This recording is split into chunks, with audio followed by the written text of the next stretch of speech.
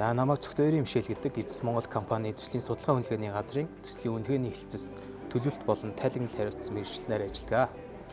За би Япон улсын Нигата мужидх Нагаока технологийн их сургуулийн материал судлалын тэнхимд металл боловсруулалт болон технологийн инновацийн чиглэлээр бакалавр болон магистраа хамгаалan 2022 онд эх орондоо буцаж ирсэн.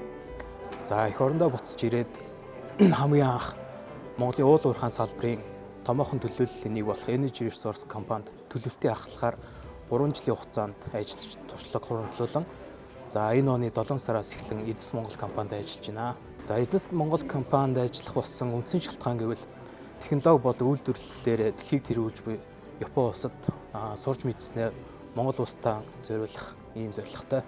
За өнөөдрийг хүртэл Монгол орн маань үйлдвэрлэгч биш, зөвхөн хэрэглэгч.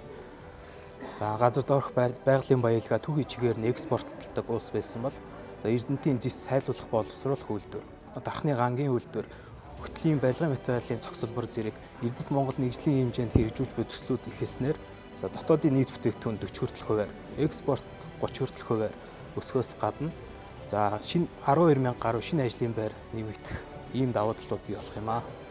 За манай газар нэгжийн зүгээс эдгээр төсөл хөтөлбөрүүдийн өдөр тутмын үйл ажиллагаанд оролцоод байхгүй ч за төсөл амжилттай хэрэгжүүлэх үүднээс бэлтгэл шатнаас хаалтны шат хүртэлх гарч болох асуудлууд буюу за төслийн удирдлага, хөрөнгө оруулалт, за судалгаа тооцоолол зэрэг дээр тодорхой хэмжээний дэмжлэг үзүүлэн ажиллаж байна.